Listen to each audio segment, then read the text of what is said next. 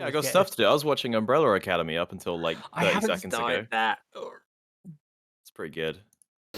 Everyone's talking about a new Watching season. I've never watched it. it's crazy. I watched like Obi-Wan for a bit and I was like, man, I don't know. And then I watched this and I was like, oh, okay, no, Obi-Wan is bad. Yeah. Maybe I Yeah. don't like TV shows. Oh no, Yeah. wait, no, Obi-Wan's Yeah. just bad. I have it's finished now, right? Obi-Wan. Finale was in midweek. Yeah. I've watched 5 out of 6 episodes, and I've only got the finale left. I think And that's I really exactly I can't be bothered. I had a lot of people say I've had a couple of people say the finale's pretty good. Oh, but I okay. don't know. I'll watch it at some point. I'm gonna watch it. Yeah.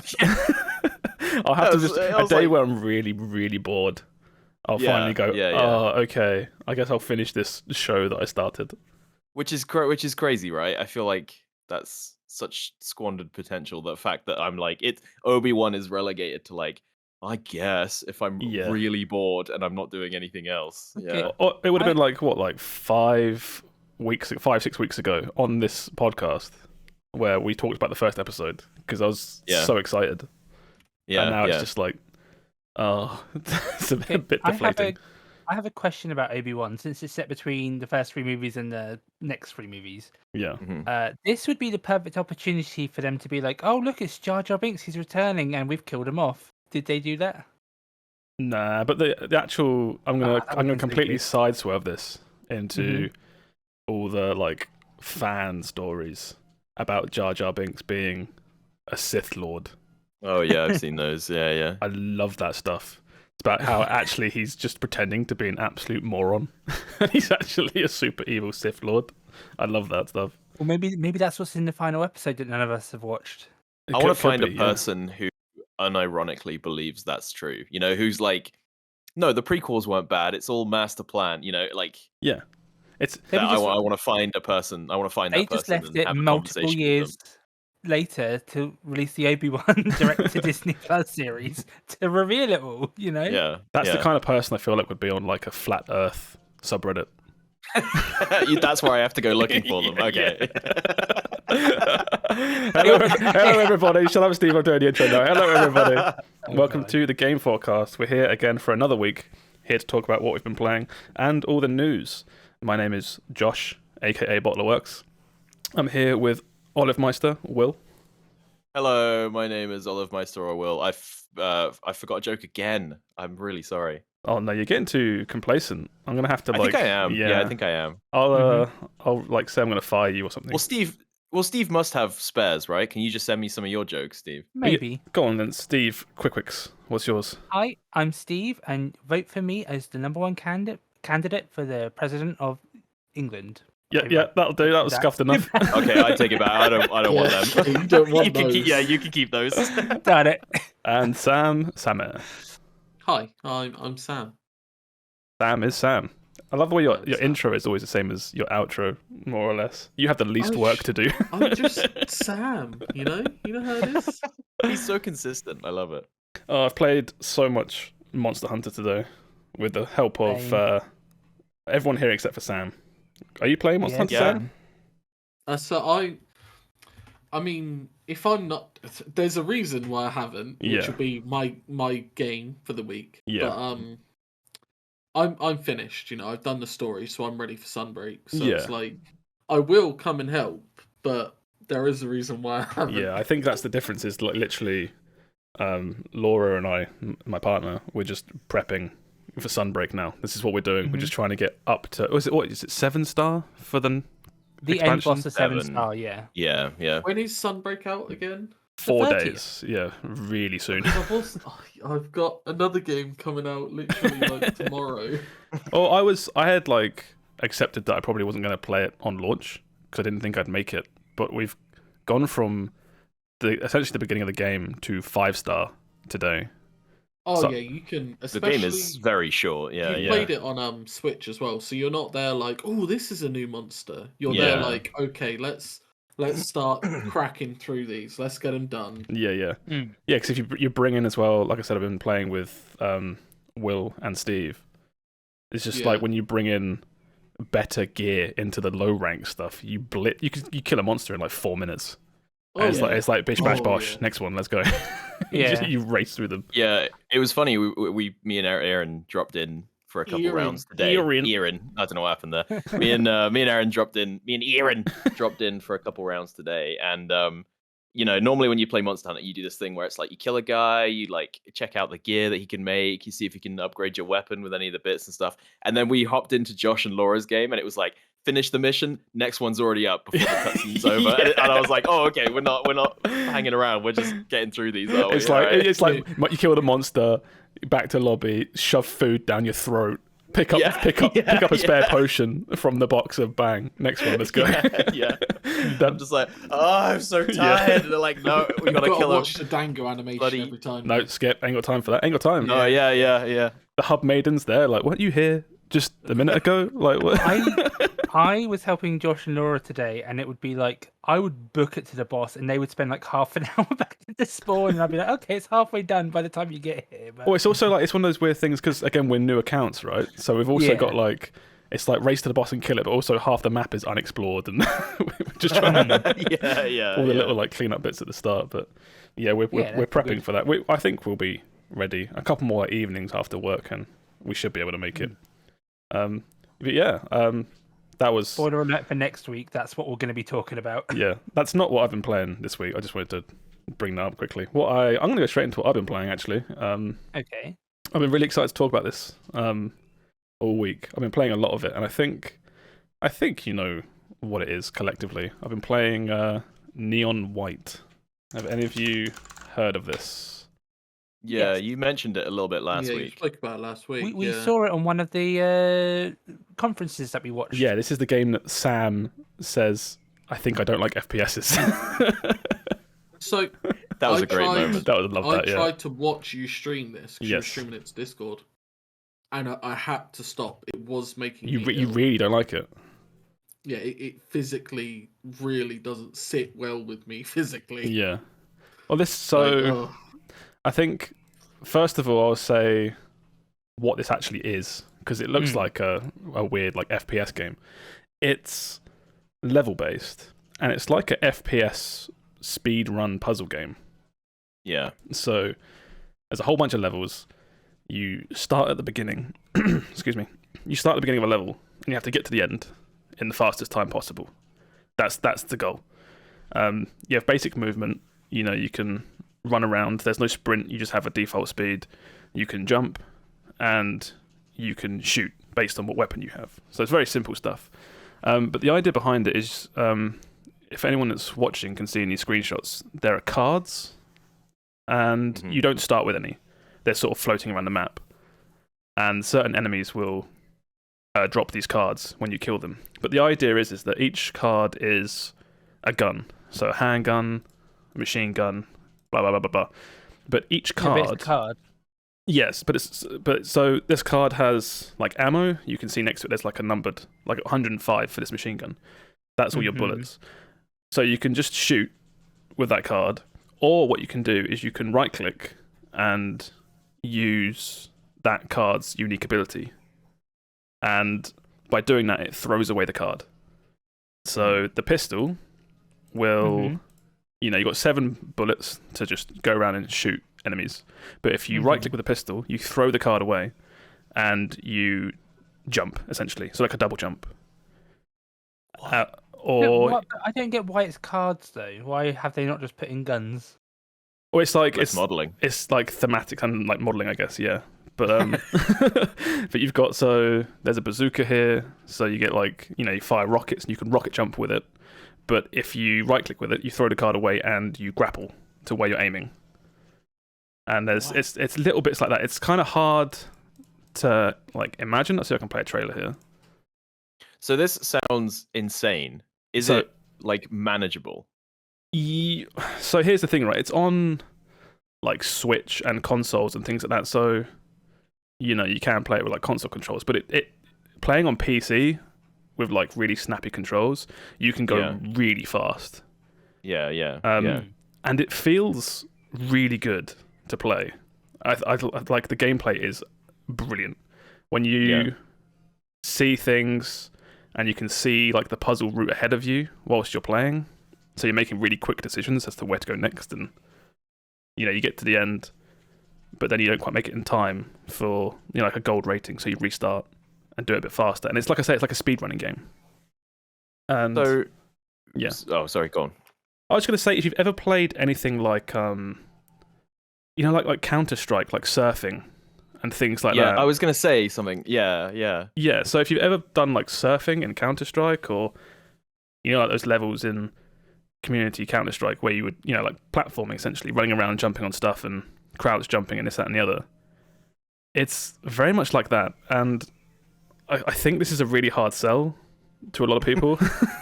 But I just there's something about it's a combination of like a lot of things that I like it's twitch shooting, it's puzzle solving, it's really fast paced speed running. It's anime as fuck. That's the that's the main downside I have with the game. It's like the dialogue is garbage. And the story. I watched you stream some of this. Josh often streams with like Deaf Muted, so you can just code. Yeah, just on Discord. Yeah. And I have to I have to side with Sam in that I don't really like this game, not because it makes me feel ill. I'm not sure. Like the world is colourful, but also seems bare, and I'm not sure. It just wasn't interesting enough for me. The most interesting part is like the character portraits, and the art is really nice. Yeah, the art's really cool. But yeah, other than that, the world just wasn't gripping enough to me. It's like I said, like everyone out here making it sound like I hate this game. I said my issue is like I physically can't watch it. Yeah. Not that it's a shit game. No, I'm calling it shit. You might find whether it's the motion blur or the pace. I wonder what that is. You might find it maybe a bit different if you were to play it as opposed to watching it. I'm not telling you to go out and buy it, but like I say, a lot of stuff you do in this game it's very snappy, it's very quick, and it's very deliberate. Everything you do, like your character doesn't slide around or anything like that. It's very precise. Like a speedrun platformer kind of should be, right? So is it levels or is it more like courses? It is. So it's level based, and the way it kind of works is you have 10 levels, and then a bit of a story beat, and then 10 levels, story beat, 10 levels, and every set of 10 levels will introduce a new mechanic. Right, okay. So you start off with a really simple, just like the pistol, like I said, where it lets you double jump, and then it starts layering on more stuff.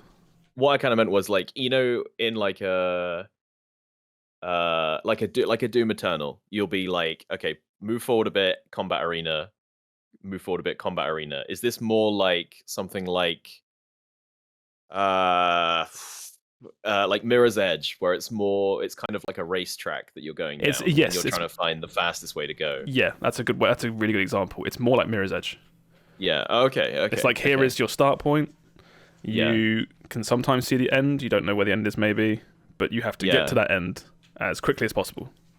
So it's kind of like the game is like, I'm trying to think of a way to it's not like you're given all these tools and it's like, however you want to use them. It's kind of like there's a solution here to be really quick, and you might like optimize it, but like the game has an intended way for you to get through this level, the game 100% through every level has an intended way you should be doing it. Right, okay. The idea is by going that intended route as fast as you can, you won't get the platinum medal, which is the best speed you can, the best time you can get. The idea is you play through your level as quickly as possible. You get like a bronze, silver, or gold, and you go through it again. You get faster, and the more you do the level, you start realizing really tiny shortcuts you can take here and there to save a bit of time. Yeah. Okay. It's just a lot of fun. I had no intention of playing this, and then I saw like a Reddit thread of reviews and people saying like this game's actually really good. So I thought I'd check it out. Looks neat. And it's like a neat idea. It's like I said, the only bad side is the story stuff. It's how's the music? Music is banging. Like music is absolutely amazing. Okay. It's a lot of sort of drum and bass stuff. Yeah. It's probably the best way I would describe it, which is what you want, I guess. Really high BPM stuff for when you're racing around really quick. The story and dialogue is I think the only way to describe it is like kind of amateurish anime tropes. Oh god, which is not great. I find myself I'm reading the dialogue, but I'm fast forwarding through it very quickly. I'm not letting them read their lines. is it like intrusive? Can you just skip past a lot of the story stuff? You can do, yeah. Okay, that's all right then. I think the story doesn't add much to the gameplay, so if you're just here for the gameplay, you can just play the levels. Yeah. But yeah, I'll leave it at that. Really solid game. Had a lot of fun with it. So if that sounds interesting to anyone, probably like 0.1% of people listening would enjoy something like this. But the people that would enjoy this, card-based shooter, the people that would enjoy this would really enjoy this. Like I am. I'm having a great time with this. And what's the name again? It's called Neon White. I kind of want to play it, but it's got, when we used to say that looks like it'll be on Game Pass in a month or so. Yes, yeah. For sure. What I mean?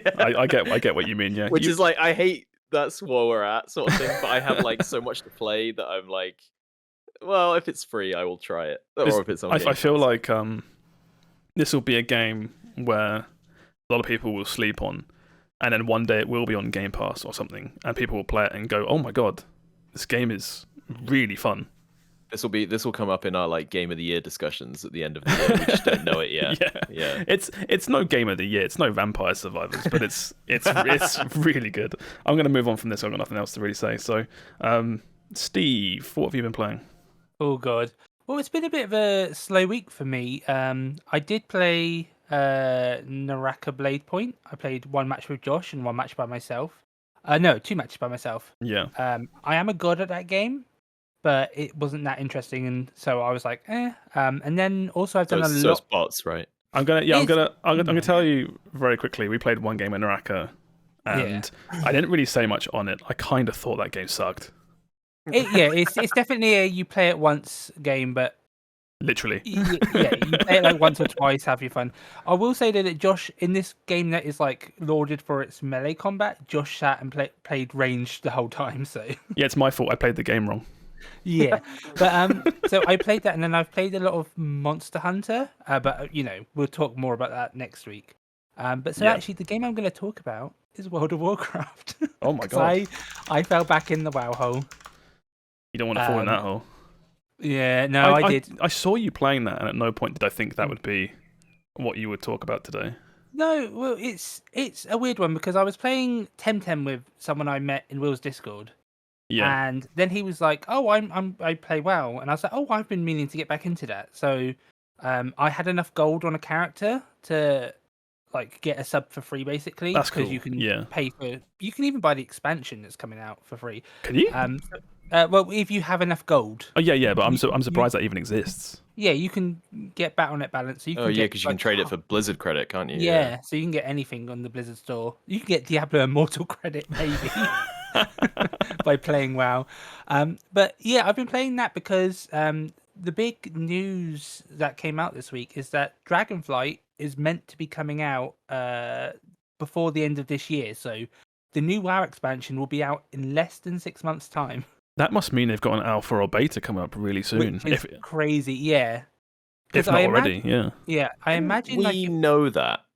Am I tripping? No, Didn't we sort of assume it was coming out this year? Did, but now they've done pre-orders, so which has said like it's coming out on or before December 31st, but I imagine it'll be more early December. But yeah, we should be getting an alpha or beta soon. A lot of people are saying that's because the new expansion doesn't have as many features this time as other expansions, so maybe they can bang it out quickly. Yeah. But I have been playing WoW. I haven't played for like 2 of the major patches, so like. Basically, I think everything in Shadowlands is done. Like the story is done. So yeah, I was like, oh, I'll go check it out. Apparently, since I quit, they have done a lot of trying to make changes to appease the players for their complaints. Like you can change your covenants whenever you want and stuff. Baby, I can change. Don't go. I'll check that out. Before playing Hunt Showdown a lot. That's what I mostly did was.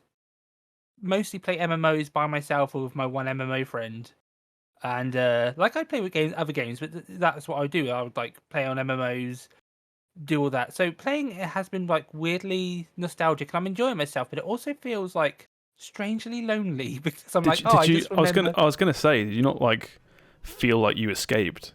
And now you've now you've gone back for almost no reason. I went back to play with someone. I am excited to play, but it does feel like because now it's like, oh, this is what I used to play when I was playing mostly by myself every day. But yeah, it's a weird one.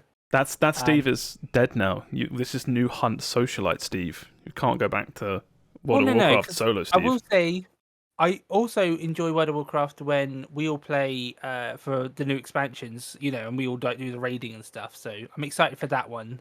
Yeah, drugs are always more fun with friends. Yeah. I also it's a weird one where one of my favorite things to do in WoW for pre-expansions is, well, even though we're not on pre-patch yet, but is to like sort out my inventory and stuff. And because I deleted everything WoW, so I deleted all my add-ons, I had to like re-download them, and so I've got like set them all back up in World of Warcraft. Jesus. Yeah, but I like, that's my like kind of zen thing of playing and sorting all that out. But yeah, it's been interesting. There's some like nice quality of life improvements. And I've also had this moral quandary about like, I'm not sure why when I've played other Blizzard games since like the Blizzard drama and stuff. Yeah. But for WoW, I was like, I don't want to be playing this game to support Blizz, but then I'm like, well, I can play for free, and because I played Diablo Immortal, I've tried, Overwatch 2 beta, I've tried. Yeah. I've played. You're not actively paying for that stuff. Yeah, but it feels weird that WoW for me was like the big one, because that's the one I associate most with Blizzard. I've gotten to a really weird point where whenever I feel like playing WoW or being like, oh, World of Warcraft, I find just like looking at it makes me go like, oh no. Does that make sense? I get that. Yeah. It's It's like the reality of playing WoW is like you see screenshots of it and you're like, oh yeah, the combat is dated now, and it's like the models aren't as good as they used to be, that sort of thing. Yeah, looking at like Dragonflight stuff. I saw every so often it's a little treat of mine. I go into the WoW subreddit and organise by top and see them all complaining. It's quite funny. And I mean, you could do that for any game though, couldn't you? Yeah, but it keeps me grounded in terms of like World of Warcraft, because it sounds really bad. It's like, oh, you're addicted or something. But for a lot of like MMOs, I have sunken so much time into. I don't really want to do that again with an MMO, I think. Yeah, I get that. Like, even I was like hesitant. I'm like, it's been a while. I wanted to check stuff out anyway, because I've always been like umming and ahhing for like a couple months now. Like, oh, should I check out WoW? I paid every single patch before, so it felt weird in my life not to be checking out new content. All good things must come to an end. But I mean, I am glad I'm playing it and stuff. But and like there is some good stuff in there. Like they've now added the cross faction instances, so you can group up with your friends who are a different faction and do dungeons and raids with them. That's got to be lowering player counts, right? That is the biggest panic button. I was going to say, I've also been with the dude I'm playing with. We're leveling and we've got war mode on, and we have not seen a single other player in the leveling zones. So. Dead game. I was gonna say, what are you doing? Are you like out in the world? And if so, we're doing Legion quiet? Leveling. It is very quiet. It's kind of like serene. It feels almost like not a single player game because I'm playing with someone else, but like an instance game in a way. But I haven't done much of the Shadowlands stuff, so that's probably where the remaining players are. What's the population like in that little roleplay tavern in Stormwind, the one outside Stormwind? If Goldshire Inn, that's the one. Yeah, if there's no one in there dancing on tables. Trouble. Yeah. It's the biggest orgy you've ever seen in there. Oh wow, yeah. It might as well go. Might as well go out with a bang. Yeah. It's been like a weirdly like I'm playing it like not going heavy into it. I'm just like, I'll log on for like an hour or two here or there. But yeah, it's nostalgic, but also bittersweet. I was going to say, this conversation feels sad, right? It's not just me. No, it definitely is. It's sad. We've all spent an awful lot of time playing WoW with each other at some point in our life, and it's like it's a sad state that it's in, but also it feels like it's fine because we've just moved on to other things. It's not like it's sort of a shame that it's still going. I do, and it's in a pretty sorry state, but also I'm okay with it. I just have my fun with WoW. We've moved on. Yeah, it's World of Warcraft hasn't. Such a massive coincidence that 75% of the player base all had to move on at the same time. Couldn't be any kind of outside. No, not at all. Yeah. I'm just like I miss like having an MMO because it's like whenever we play games, like we play mostly Hunt Showdown, so it's like 3 of us can play and someone else can't, and there's no, it's always like, when you play even like a 4-player game, like we played GTFO. It's like, we couldn't add maybe like a 5th friend if someone else wanted to join. It's always like there's games, there's always restrictions. Whereas MMOs, it's like for the most part you can just play whenever you want with your friends in a guild. Whoever's about can do a dungeon, and you can all do the raid together. I miss the bigger group content. I just feel like I'm just not there for MMOs anymore. As in, like, I'm just not willing to play them for as long as you need to get a proper experience out of it. Yeah, I know what Steve means in that I know even when we weren't playing together, I would be off on my own doing like my mining or whatever. But I know like this is in service of us all coming together at some point to do a raid or a battleground or whatever. And that I do miss that.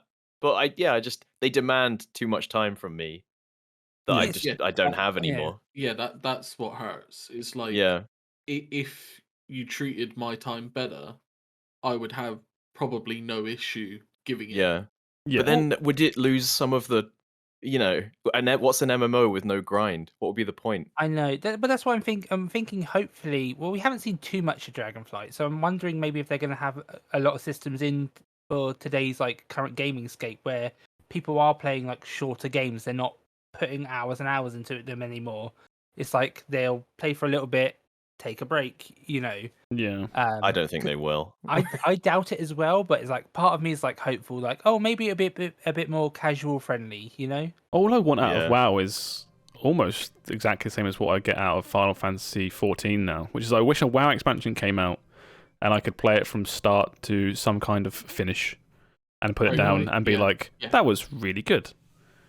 As opposed to Shadowlands, which was you play it, or every WoW expansion, the finish point is some mid boss being, come fight me in 2 weeks. Yeah, I know what you mean. It's like, basically, I don't want an MMO. Basically, I want a Warcraft RPG. If they did it the way Destiny did it, which is, I know you're all going to groan, but Destiny, you buy an expansion, you play through a whole story, start to end, and that is the content. Yeah. And then everything else is like, okay, and then we'll carry on with the next whatever is going on. You know what I mean? Yeah. That's what I want. There should be like, the box copy of the game is the full experience, start to finish. You finish the story, and then additional stuff should be the mid-season content updates. Could be like other stuff that goes on. I think the argument here fundamentally is that World of Warcraft expansions never actually feel like a full product. No, which is definitely for a long time. Which now there's alternates out there that are full products at launch. Yeah, even as I am like, he's right. Like Destiny is there again. FF14 is like expansion comes out, you can get to an ending in the story. Yes, more story will come out eventually, but it's not. You're not waiting for it. It feels extra story. It feels like it's like a Final Fantasy 14 expansion is the 1.0 release of that expansion, and everything additional is like 0.1, 1.2, 1.3. Whereas World of Warcraft feels like it comes out at like a 0.6, and then you're slowly waiting months and months to hit the full release, almost like early access. But even then, they often tie like the main first part of the story to like the raid that's out in 2 weeks, and it feels like maybe they should do what Final Fantasy does, which is have like a 10-player LFG LFR like mode in at launch, so you can just get the boss and story done. Well, that part of the story at least done straight away, rather than have to be like, okay, we got to wait for 2 weeks because they're really focused on that race to world first. Race to world first, yeah. I just the Final Fantasy 14 way of doing it, I think it's really good, where it's just like the raid or the actual boss itself is part of the story, and it's doable by the player base, just someone playing through, and then the actual hard stuff is just that fight again, but okay, here's the actual fucking hard version. And that's 2 weeks later. The funny thing is, though, everything else about Final Fantasy is like too far the other way for me, where it's like I'm trying to play through with Erin, and then it's like, no, you have to split up now. You have to do your story quest on your own, and I'm like, oh, like a duty, If you wanted to be a single player RPG, just make that. Don't shoot I know what into you mean, this MMO. Oh, that was so annoying. It's the problem of being like, you are the warrior of light. Yeah, you, the player, and only you. And only and it's you. like, why is this in an MMO? It makes no sense. Oh, that annoyed the shit out of me. I'd always do I'd always, one of those things. That's part of the thing I like. So. Yeah. I'd always stick around in the Final Fantasy 14 raids, where it's like you are the warrior of light, and you summon some other random dudes to help you. And every raid, I'd always be like, "Oh, thank you for joining me today." You absolute nobodies. And Final Fantasy 14 is a little side note, but it's so fun in the raids where it's like everyone is wearing their serious gear, and then in the cutscene you got like one little like Lalafell in like a frog costume or something. No one wears serious gear now. You got the guys trying to look too cool, and then everyone else is just half naked bunny man. Yeah, I was going to say half the raid is serious like artifact armor. The other half is just catgirls in bikinis. yeah. Remember Erin's get up was like a big onesie with a huge chocobo like inflatable head on, and then she'd just follow me around and like ruin all my cutscenes. Yeah. There's full on like special cosmetics and stuff now that you can just buy from the shop. So you just be doing a dungeon. It's like, oh look, there's Cloud from FF7. It's just in my party. Yeah. I like how we were all like, man, we're so done with MMOs, and then we all just gushed about FF14 instead. It's like FF14. I don't play as an MMO.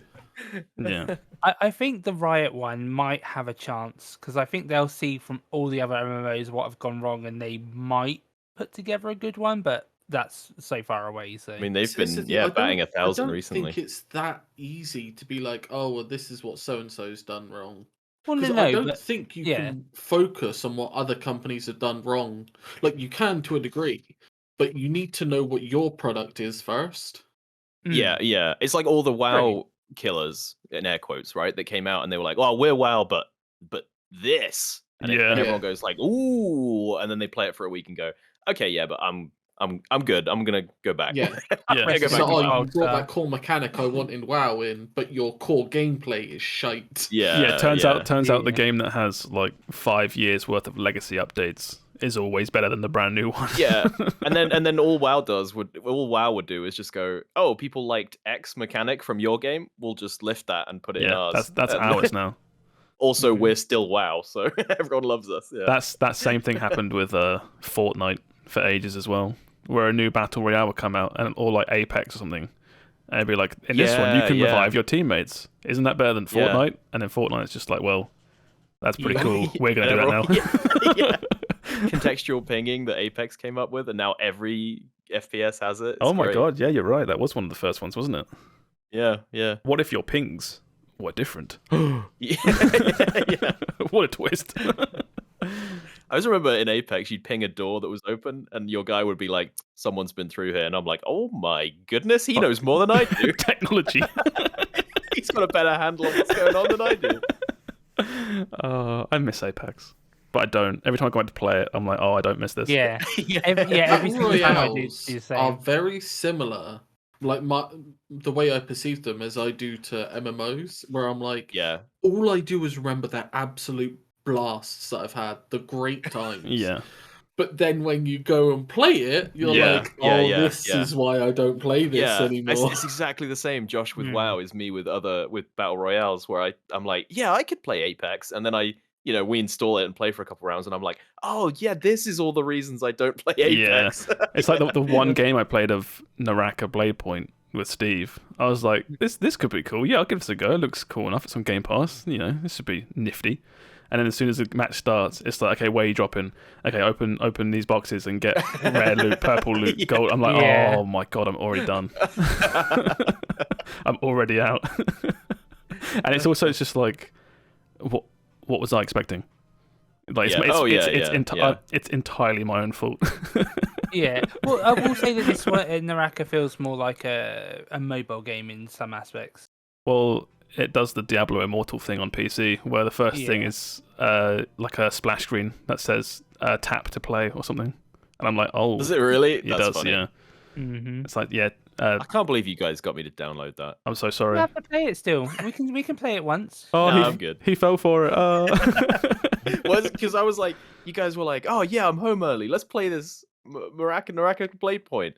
And then I was like, okay, well, I'm chilling with Aaron, but I'll be around later. And then I was gone for like a couple of hours and came back, and like nobody was talking about it. Everyone was gone. Nobody was talking about it. And I was like, what happened? I full on was like, yeah, no, I'm not playing. I mean, I had stuff to do, but I was like, I'm not playing that game. Yeah. Full on dodged a bullet. I feel like it's like I said, like it's a battle royale that's melee, and I jumped in. All that happened. Pick up your rare loot, blah blah blah blah blah, and then back to main menu and all the bars and XP, win of the day, and then come out of that, look at the, close the game, look at the shop front of what it is, and I'm just looking at it going, why I knew I wouldn't really like this. I don't even know why I tried. Numbers go up though, Josh. You can't escape it. You'll learn to love it. When the game does do numbers go up correctly, I'm an absolute sucker for it. Shadowlands got me World of Warcraft. This actually on discussion. Everyone else said somewhat stopped, and I was like, oh, but what happens in this shit story next week? I must stay subbed. Wow, you kept that quiet. Oh, I've told you that I was playing that for a while, right? What you been playing, Sam? Josh has been a WoW player this whole time. Yeah, secret. I have been playing with the boys. With the boys. Oh, the boys. I've been playing Terraria. Yeah. Because so Terraria 1.4 came out. For anyone that doesn't know, 1.4 was a big gameplay overhaul. Yeah. So obviously the gameplay loop was still the same, but they changed key mechanics in it, and that was huge, and that was a while ago. But there was a very big mod for 1.3 called Calamity, which is what we're playing. And we have been waiting, and I swear it's been like 2 years. It's been a very long time. It's been 2 years, but now the Calamity mod has been brought to 1.4, so it works with the whole new gameplay system. Yeah. Mm-hmm. And Calamity is literally like, you got your base Terraria, but it's got like 3 times as many bosses. It's got it doubles the amount of events that are in. It's got it just so much more in, and it adds in other classes. So now there's more variety, even more variety, should I say, and gear. How many in the base game? There's 4 or 5 or something in the base game. There's melee, ranged, magic, and summoner. Yeah, and you don't. Why I love mods. Yeah, you don't pick your class, do you? You wear armor sets that make you. Yeah, your armor set kind of defines what you do. Yeah, this is really late game stuff as well. Because the way I'm just thinking of someone that's played Terraria being like, I don't remember picking classes and this, that, and the other. It's super late game stuff. It's because at the start you spend 40 hours as Swordman. But in Calamity, it changes. It gives armor sets to every single armor set. Pretty sure even the base wood armor that you can craft gets a set bonus, so that you can start that's cool, choosing the way you want to play the game. Oh, that's cool. So I'm playing as the new class as well, which is called Rogue, and it's about any throwing weapons. Oh, okay, it's got its own like boomerangs, and I throw shinobi blades and stuff. But their whole thing is called stealth. So this game can be kind of bullet helly, because you're just spamming all of your stuff and enemies are just spamming all of their stuff at you. And the stealth mechanic is, the longer you take not attacking, the more stealth you have. Oh, okay. And then if you attack while that bar's full, your velocity, damage, and crit chance go up. And then every single rogue item has a bonus effect for attacking with full stealth. Oh, so it's hide, attack. Hide, attack. One big payoff of damage. Yeah. It suddenly it's rather than just mashing all of my shit and hoping it hits, now it's I need to make sure my one big thing I'm getting that like backstab like a rogue, from behind.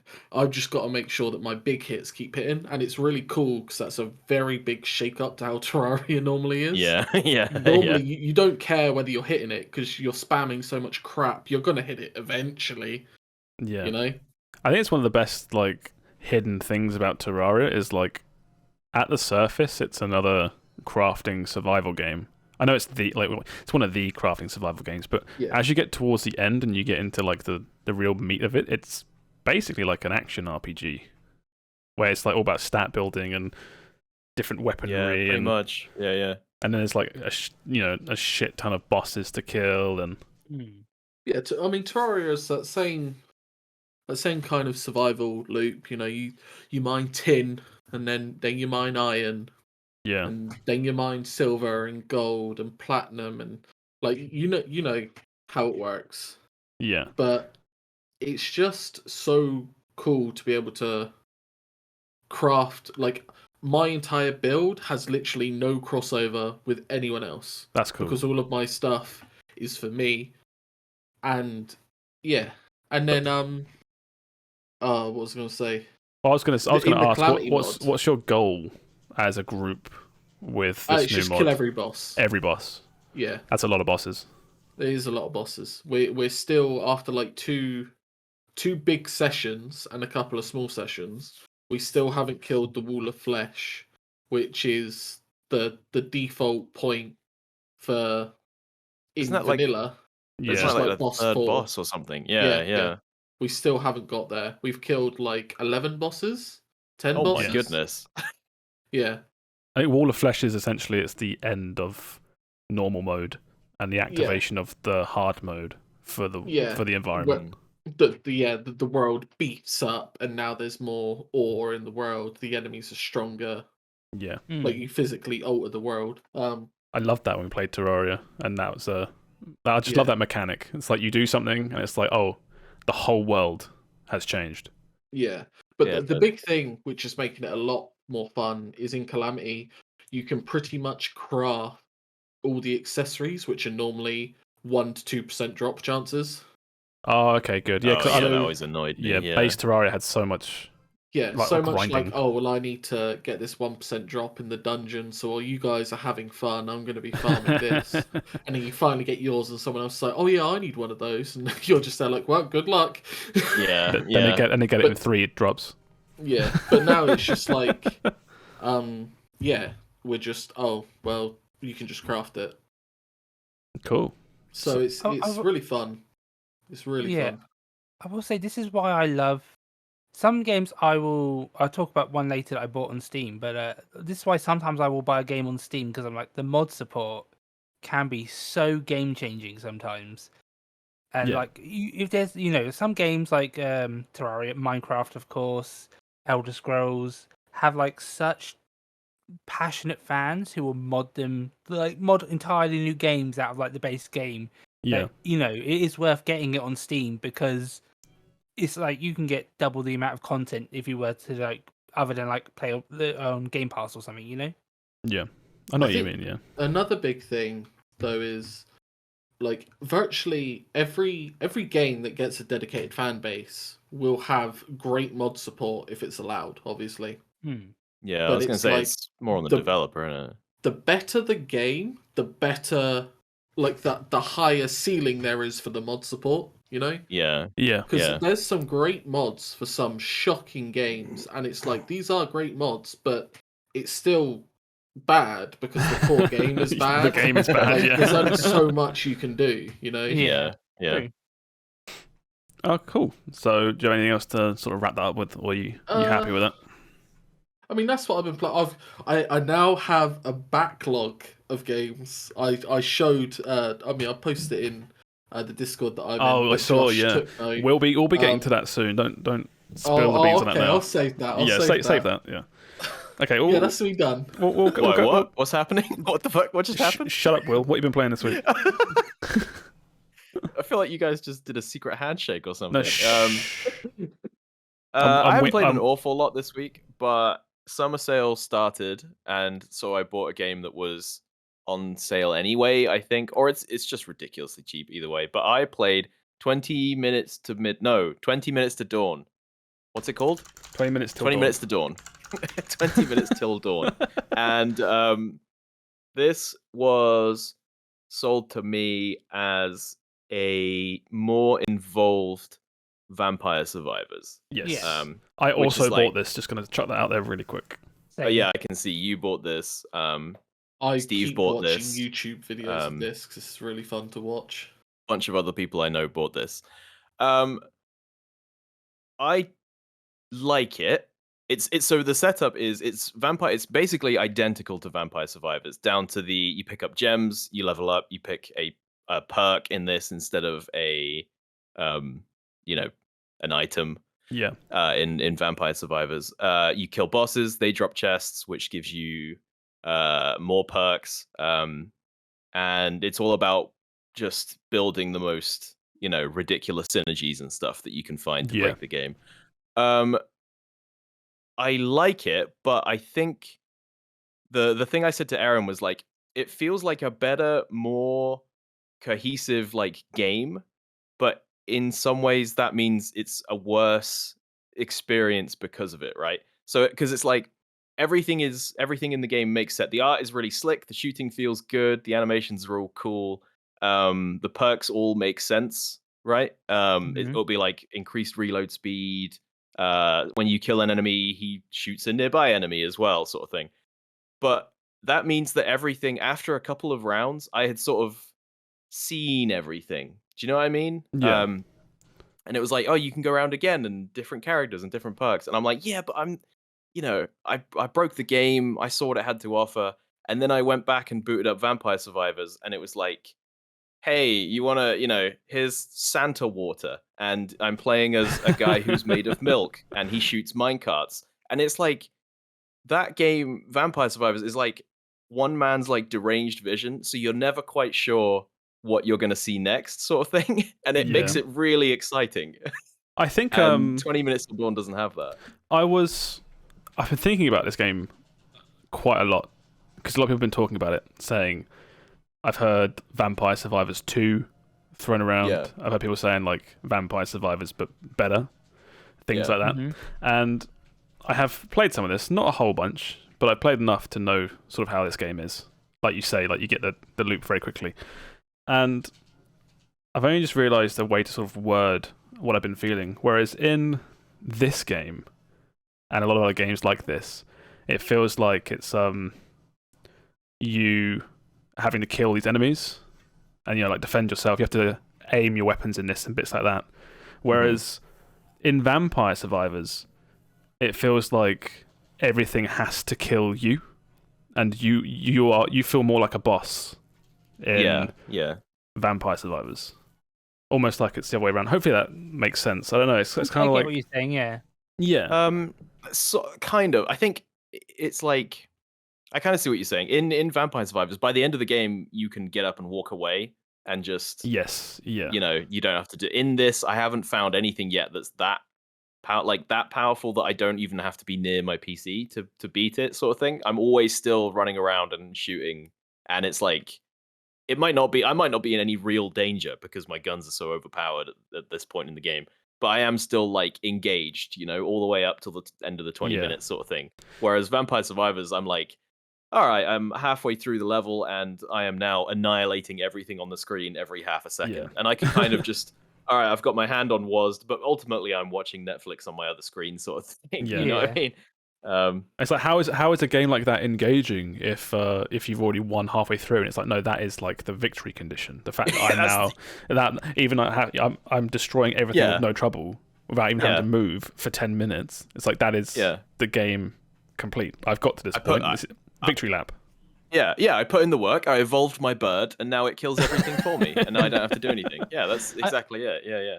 I will say, I don't mean to like dogpile on this game, but one thing I don't like about 20 Minutes Till Dawn is the color palette. It's 4 colors. It's like green, red, black, and white. What's it called? Like monochromatic, I think is. Something like that. That might be completely wrong, and but I'm just like, I wish confidently it was, incorrect. I wish it was We'll go with it, yeah. more colourful. And also, I know that I friends with someone who's a bit red-green colourblind, and they struggle with some of the mechanics sometimes because it's like, Just kind of shocked there's not an option to change that. For, it's a £2 indie game. I know. I'm not shocked. I guess, but like how it's a slider. How difficult can that be? Yeah.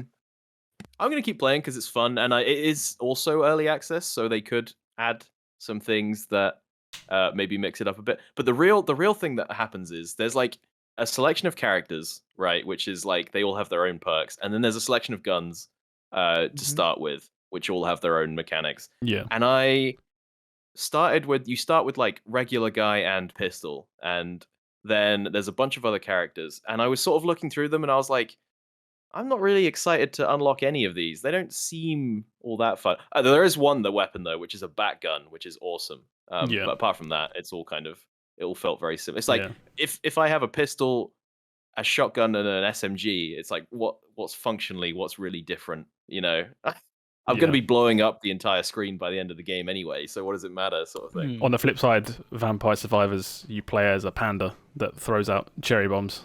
Yeah, or a dog which throws bouquets of flowers. Yeah, I love it. Character was a tree as well, or something. They added a new character which is a tree which doesn't move. Yeah, there's a character which is a guy in a top hat, and his new weapon just makes furniture fall from the ceiling. And it just destroys everything. and that's like so exciting. And like every time there's no like weapon evolving in this one. It's like stuff just gets more and more out of hand, but you're always kind of doing the same thing. Your pistol will always shoot a pistol, right? But you might get a perk that's like now it shoots 2 bullets, sort of thing.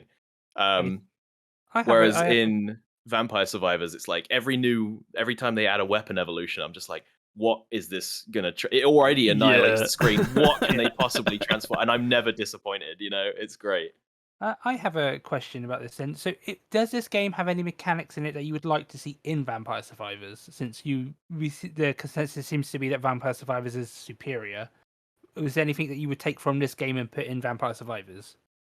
Every update for Vampire Survivors adds things that I'm like, oh, okay, yeah, I've been wanting that, and now it's in. Like the new update just added an in-game menu to see weapon evolutions.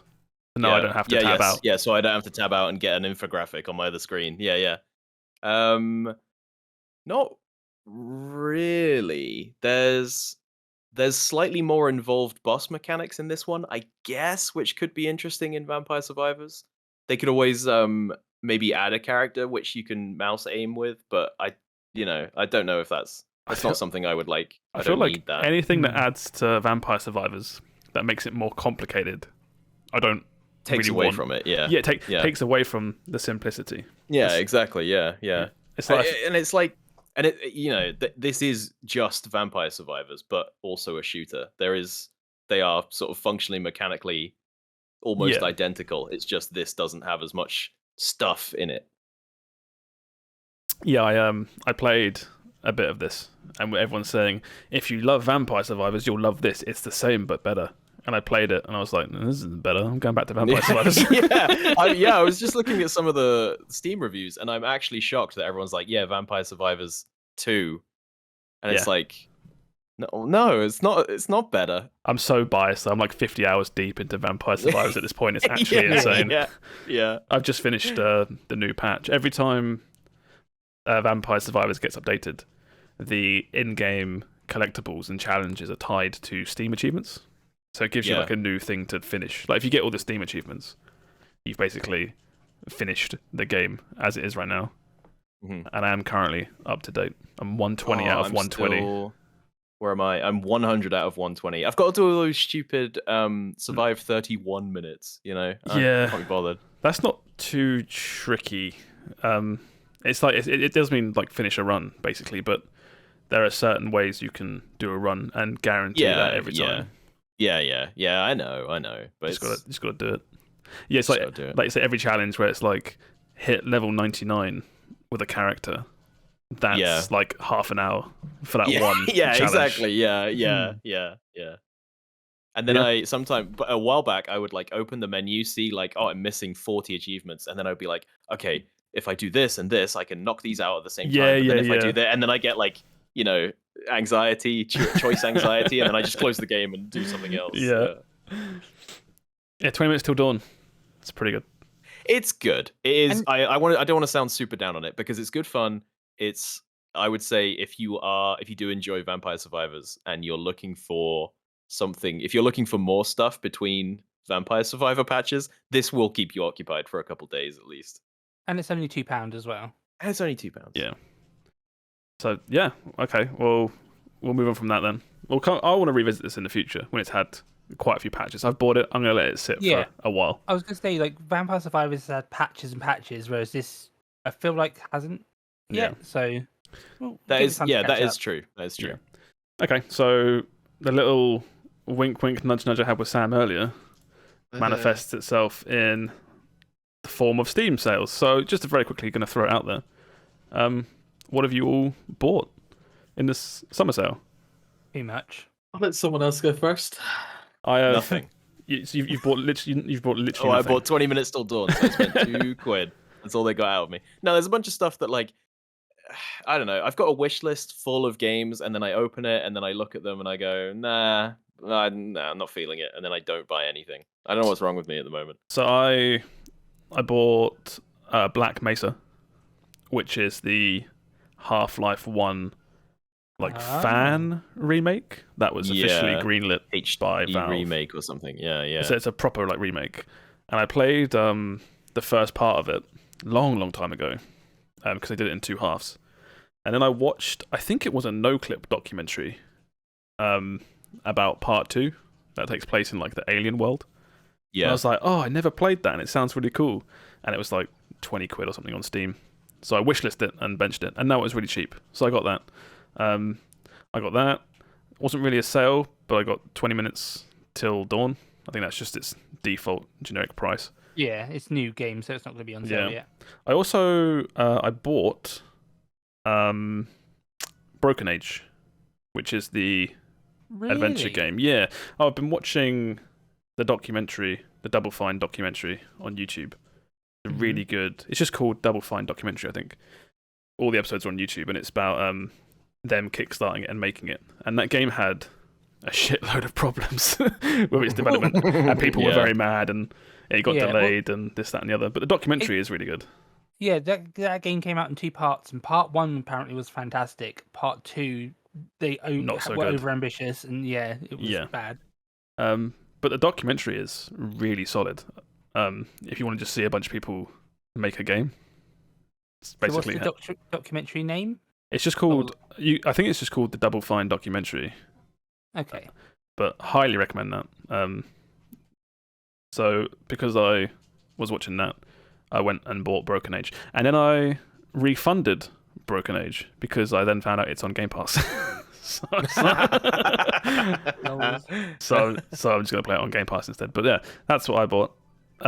Sam, you had a big haul. I know that. I mean, I put like 7 games on my wish list on top of what I bought, but I thought, I'll go through, I'll have a look, and then I was like, yeah, it's good enough. I want that.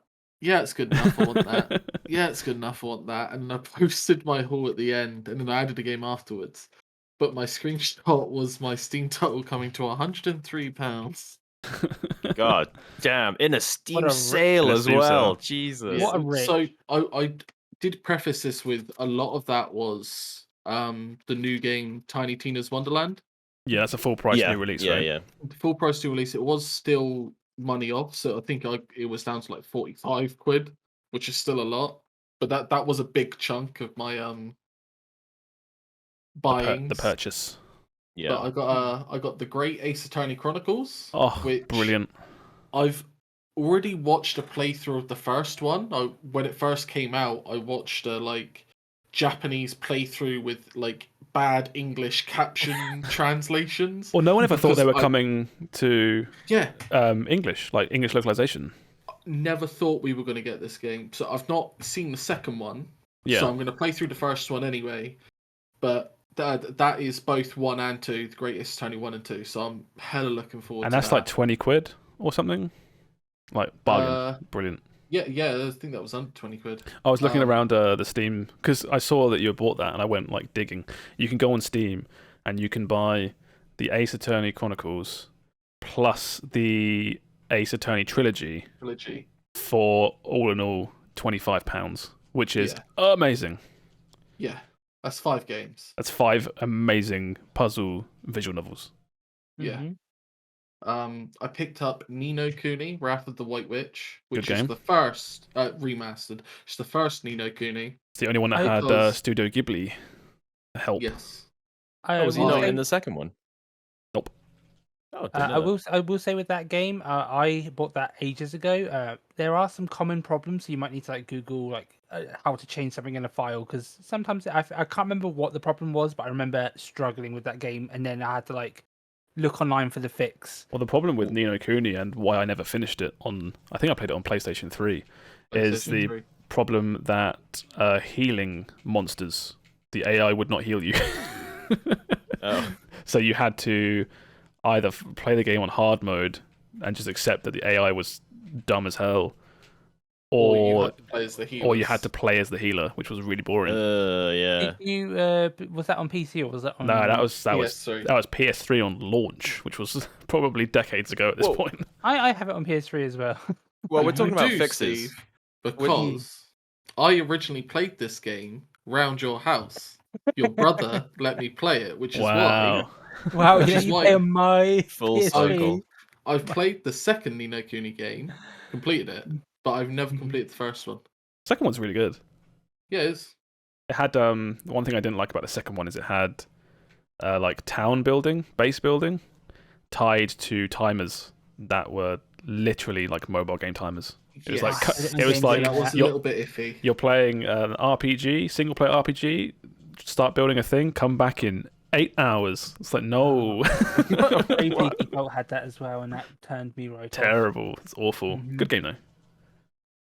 Well, Sam.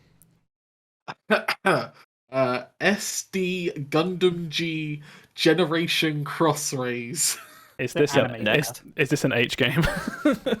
No. Oh, okay. We'll bring those up in a second. Oh no! This was the biggest saving. This was like 80% off. So this was like a full £40 game, and then I got it for like £8 or something. But that's because Japanese games are classically massively overpriced forever, aren't they? Yeah, especially on Steam. Maybe, but £40 for a full-priced game, like that's not. I just meant because they never go on sale. They never lose price, do they? There are certain visual novels that Laura's got on her wish list that are just forever 30-40 quid. Yeah, because they're so obscure. Yeah. It's like you want it. We know you really want it, so you will pay full price. We'll get you eventually. No one's finding this casually. You look for this. It's a Gundam game, and I do like Gundams. I do actually like that kind of genre. And Gundam's cool. From what I've read up and looked at, it's a Fire Emblem style game. Oh, okay. So it's nice. Yeah, that's what's got me in. I'm looking forward to playing it and getting into it, because I had a look, because you can actually, my tips and tricks for people here is if you play a game and click the guides section, people try and do like, beginners tips and tricks. Yeah, I've seen those, yeah. And if you just click one, and if it's more than like 3 pages, you know you're in for a wild ride. Because most of the time, if someone does a beginner's tips and tricks, it's like a paragraph. And it's like someone's just been like, I wish I knew this when I played the game. Yeah. But like when someone gives you like spreadsheets, I'm like, I have made an amazing decision. Here's the most basic thing you need to play the game, all right? Get a drink, get comfy. Get some snacks. You're about to learn. The next game I got was SMT3 Nocturne HD Remaster. Yeah. Does it have Dante in that version? You're just saying vowels now. I have bought... I got the extra little DLC, which changes the dude to be Dante. Hell yeah. You got the SMT DLC? That's OMG. Shin Megami Tensei, right? Or yeah, Shin Megami Tensei. and that's related to Persona, right? It's the hardcore, Yes. quote unquote, hardcore version of Persona.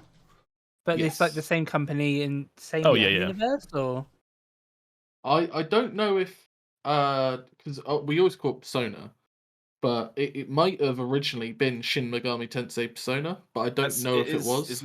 Yeah, I was gonna say, isn't it? Yeah, I think you're right. But it's Doesn't it not... say Shin Megami Tensei whenever you boot up a Persona? That's like the So Shin umbrella, Megami Tensei series and the Persona series are different. They are different games. They are different. But yeah, I think originally it was Shin Megami Tensei Persona, like a spin-off, and then it became its own thing from the other. Yeah, I think from like Persona 2 onwards, they were like, oh no, but Persona, that's the series. Yeah. But, someone will correct us. There'll be directly comparisons because the monsters and the demons are all the same throughout all of them. You still got your Jack Frost, you know, your Mara, all those good ones. Yeah. And then I think the last penis chariot, up, which I said, Mara, was Tiny Tina's Wonderlands. I assume that'll come up at some point. I assume with you talking about it. Yeah, I'm gonna get into it, but like now I've just got a backlog of games. But I'm just off the back of my first week at my new job. Yeah. So now I'm like, where the bloody hell am I going to find time? I'm back at work now. You need a Steam Deck for your commute. That's not a bad shout. Yeah, they're like 350 quid, I think, and that'll play everything you're buying. Possibly. I mean, every time I go on Steam, it's like top seller, buy one. So I assume that you can at least reserve one.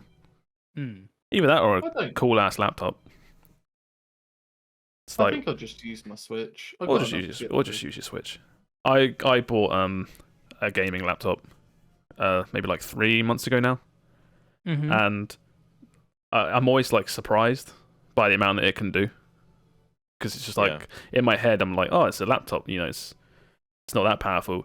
And then I'm playing Monster Hunter today with Laura, and she's playing with me on the TV at like 4K 60 FPS running off the laptop, and it's loud. The fan's going mad, but it's solid. It works really well. Yeah. That's my haul so far. I've put another 7 games on the wish list. Oh my god! All right, save them. We'll revisit this next week. Okay, so going to the next part. Excuse me. You never asked me what I played. You said you hadn't bought anything. I have bought. You linked a picture of what I had bought. Oh shit! Okay. Oh, go on. Then. Sorry. I'm sorry. Just a heads up that people can see what you buy on Steam, so people can see that today I bought for Monster Hunter in the sale cat ears and a tail. Wait, people can see what you buy on Steam. Yeah. Oh no. But well, I mean, there's like a feed. I didn't realize that before. Games I bought. What's HD hentai simulator? Yeah. No. Honey Pop. Nope. What the fuck? The games I have bought on Steam are I bought some DLC for some games that's not very interesting, but I bought Left 4 Dead. Oh hell 2, yeah. Because everyone here was like, we need to play Left 4 Dead, and I was like, I don't own it and it's quite expensive, and then it was on sale and I was like, okay, now I buy it. And then game. I also bought Hollow Knight because I am fed up of people talking about Silksong. I'm like, I must have to play this game if it's that good. And I called you out for this because I thought I was being so clever. I was like, this game is on Game Pass, Stephen. Yeah, and I was like, oh, I assume this game has great mods, so I was like, I want it on Steam. Oh, you assume it has great mods? I don't think it has any mods.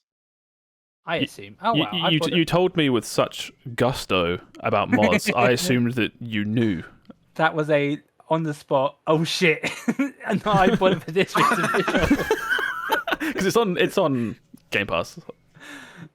I think the Void Knight edition is on Game Pass, which is all the DLC and stuff. But yeah, it's not really the kind of game you mod. I don't know. I thought it was more like a roguelike or something. I was not. It's the bug from Hollow Knight, but he's got big titties. I know. Well, I was like, I'll buy it. It's cheap enough anyway. And then I think that was it. Other than I got gifted Portal and Portal 2 because they're on sale, but I didn't technically buy them myself. Who gifted you Portal 2? Absurdity. Because that game is a great co-op game. Yeah. I've been mentioning about playing it, yeah. Yeah, I did say about that I wanted to play with someone, so...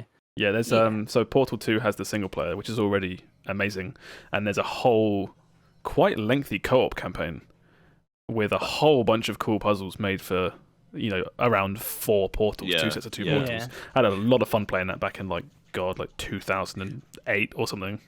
But a warning though for people who want to play the Portal 2 co-op game. One of you will get it faster than the other person. And you have to be. It's like you will either be playing mental catch up the entire game, or you will be allowing for someone who doesn't get the puzzles as quickly as you. Shoot the portal there. No, higher. Yeah. Up. No, not that. The other portal. Up. This may come as a surprise because of just my general personality and how I act on stream, but I am actually quite fond of puzzle games, so it does seem like it would be something that's up my alley. I don't think I'll be the one. Steve setting himself on fire in Hunt Showdown stuff. It's all an act. No. That is true. I can be a very big derp, but I do like puzzle games. I like solving problems. That's like my that's what I like doing in games. We can't always have what we want. Panic. It's the on-the-spot panic which I struggle with, but and I will play Portal 1 first, I think, because I feel like it'll be one of those games where you play Portal 2 and the upgraded mechanics, I assume, will ruin Portal 1 for me. So Portal 1 is just like the Portal mechanic, right? Whereas I think Portal 2 is just the same, but with a bit more. It doesn't ruin like the original. Oh, okay. Oh, yeah. If you went back and played Portal 1 after 2, I guess you would find Portal 1 quaint and kind of easy, but the story is still really good. It's still really fun. Well, Portal 1 has clearly got a much smaller budget than the second one because they never expected it to take off as much as it did. Whereas Portal 2 is okay, here's the full-on, massive, fully voice-acted game of Portal with a whole bunch of different mechanics and stuff. They're both good. You can play through Portal 1 in 3 hours, I think. So there's no harm in playing. I would say just go through Portal 1. Yeah, do Portal 1. Also, Portal 2 would ruin the sort of story. Kind of ruin the plot. Of the first one. Okay, yeah, that's what I was planning to do. So really good voice acting in Portal 2 as well. There's some really good voices. Stephen Merchant, isn't it? Steve Merchant. You've got J.K. Simmons, isn't it? Oh yeah. And there's some brilliant lines. Yeah, some brilliant lines in that game. He's the get life to take. No, don't. No, because Steve's gonna play it. Everyone knows that. Everyone knows that. Definitely play Portal 1. Yeah, but again, it's 3 hours long, so you'll finally understand all the memes. And from then 50 you'll years be ago. the smart guy when you go to play Portal 2 co-op. Well, let's not get ahead of ourselves. Right, let's move on from this. We have a question this week, and I did post it earlier. This is a question from Suds. You all know Suds. Just asking favorite or interesting video game weapon. I'll go first. I'm going to throw mine out really quickly. Mine is the cerebral boar from Turok 2. Ooh, that's a good one. Yeah, if anyone that hasn't played Turok 2, it's a gun that fires like a homing drill, and it kind of flies around a bit, and the dinosaurs that you shoot it at kind of run around in terror because they know what's coming, and then it slaps itself on their head. A bunch of N64 goo shoots out of their head, and then their head explodes. It's amazing. I can still hear the noise of it chasing. Yeah, it's so iconic. Yeah. What's yours then, Will? This is it's an impossible question. Yeah, there are so many good answers to this. How do you possibly? The one that came to mind immediately was the energy sword from Halo, but then even then I was no, but then you gotta mention the assault rifle. But then there's also the pistol, and then the Spartan laser when they added that was crazy. And then I was I don't know how you can answer that question. So just Halo then for you basically. Just the Halo weapons in general, yeah. But then I remembered ages and ages ago, speaking of World of Warcraft, I very first started raiding with my guild, and I was playing an enhancement shaman, and I got to the end of Karazhan, and an epic axe dropped called Gorehowl, and I won it. It didn't really fit my class, but that was back when you could kind of do whatever in WoW, and it was kind of still fun. And that was like my treasured possession. I still have that in a bank somewhere on one of my characters. You know, I always remember that weapon dropping. Steve. Yeah, that's my answer. Yeah, I don't know. I will say I really like it in video games when they have whip weapons, and that's not like a kinky thing. I'm just like no one said it was. No one was thinking that. Yeah, people were thinking that. But Ivy has a sword whip in that's very cool. That's a good one. Yeah. And I think there's a in Dynasty Warriors there's a character with a whip. Quistis from Final Fantasy VIII, even though you don't really like use it. Indiana Jones. In Castlevania, and there's some whips in the Souls game as well. But I'll have to say, my favorite weapon is Wakka's Blitzball because it is so dumb. Oh yeah, that came up for me as well. That was one of the things I thought of. Blitzball. It's just a ball that they use for sports that he throws at things, and that is the weapon that is on par with like swords and magic and spears and stuff. Yeah, and as you upgrade his gear, it doesn't like the model change for the Blitzball. It becomes like different balls. Yeah, but it's just so dumb. And a special shout out to the cow launcher from the South Park N64. Oh game. yeah, that's a good one. All right, go on, Sam.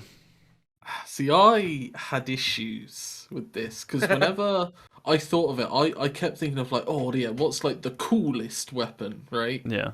But like, I thought of like, okay, what series do I like? And then I thought of like the Gunblade, but I was like, well, FF8's not really one of my favorite Final Fantasies. And I thought of the Keyblade, and I'm like, well, Kingdom Hearts is cool, but I don't think the Keyblade is like, I think it's iconic. Yeah. I don't think it's cool.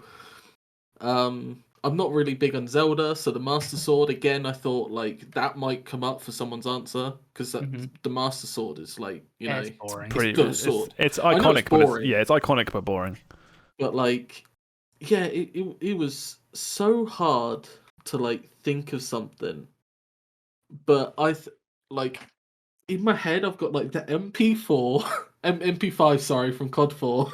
I was thinking. So another one I had was from Modern Warfare 2 was the Akimbo model somethings, the shotguns. Yeah.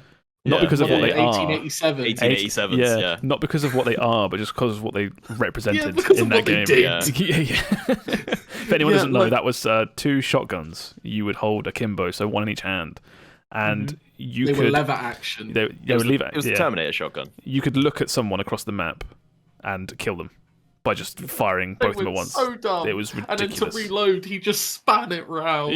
Yeah. So there was that. Then there was like my like cool weapon that I thought of was like Excalibur, because it's a very recurring weapon Final Fantasy, and you always had to like go and beat a boss or do something to have the best weapon in the game. I remember Final Fantasy 9, you had to like beat the game within a certain time, like you had 12 to hours. Rush through the game to get that sword. It was like, no.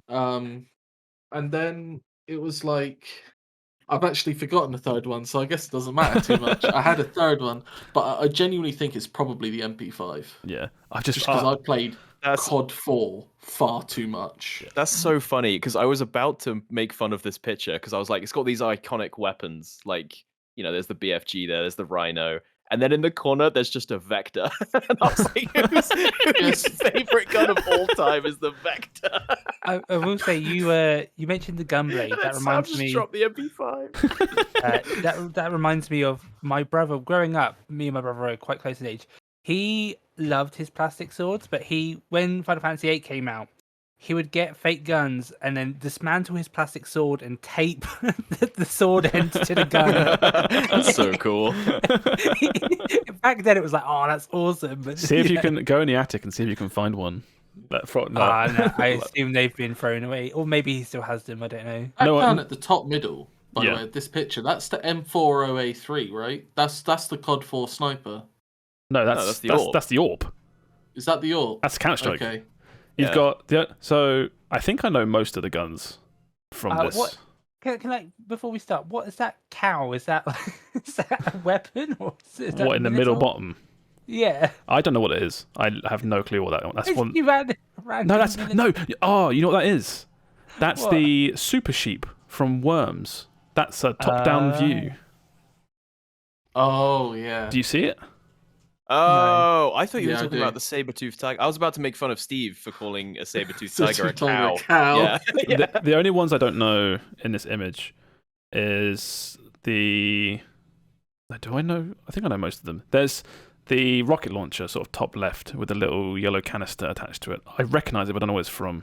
That's the fat man from Fallout. I believe Fallout. Okay. I will say I was talking about the saber-toothed tiger. I see now it is a saber-toothed tiger. I knew it. I knew it. God. I knew he was talking about the saber-toothed tiger. You thought it was a cow?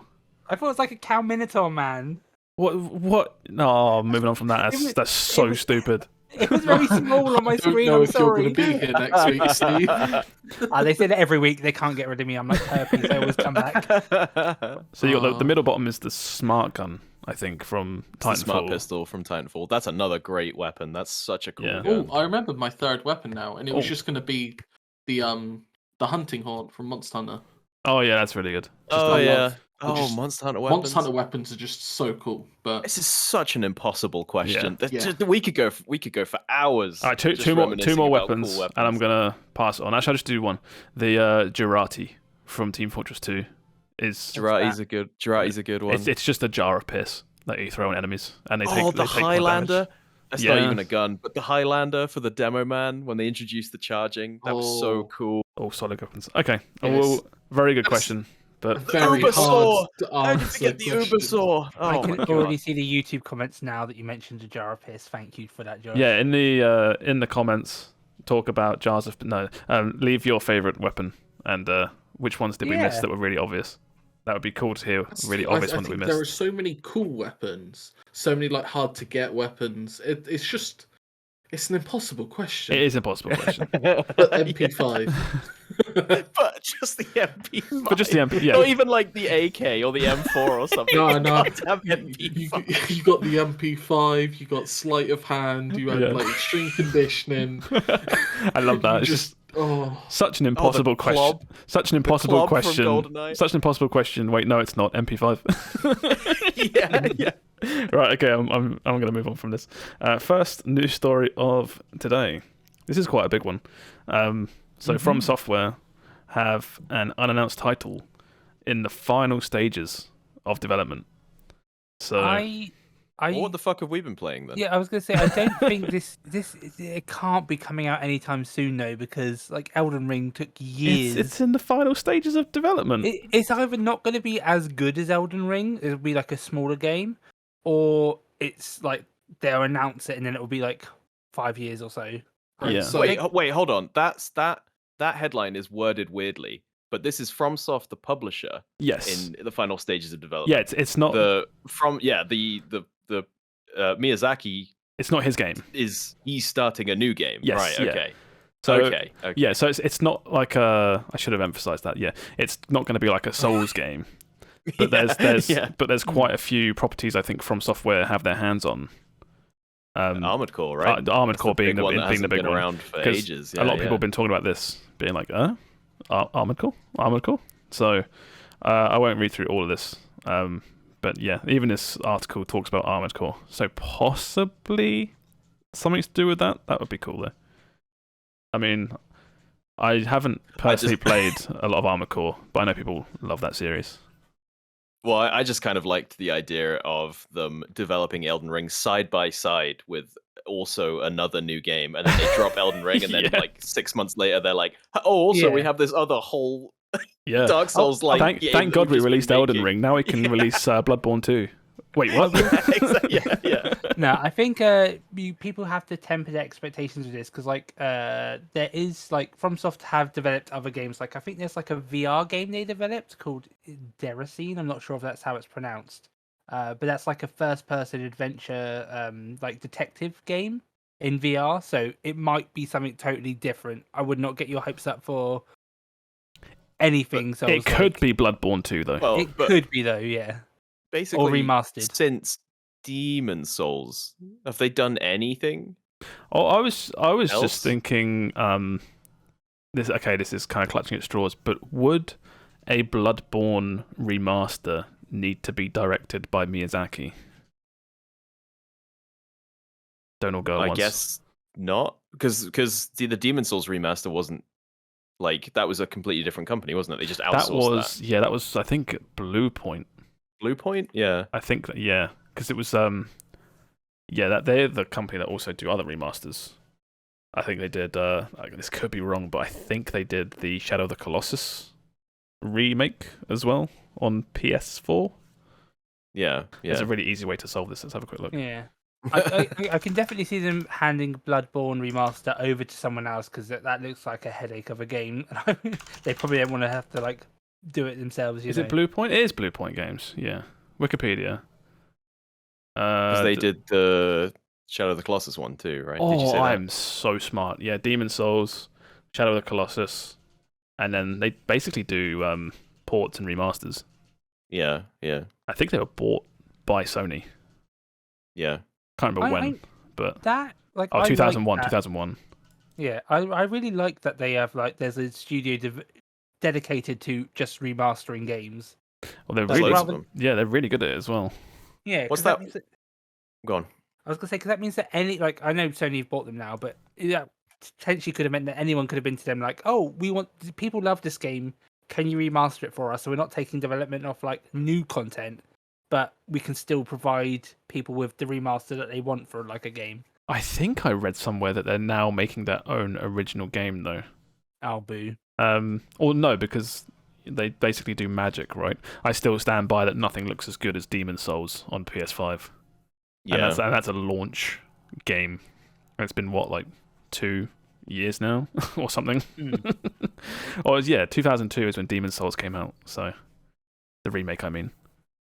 But yeah, I've forgotten why we were talking about this. Oh yeah, because of Bloodborne. Yeah.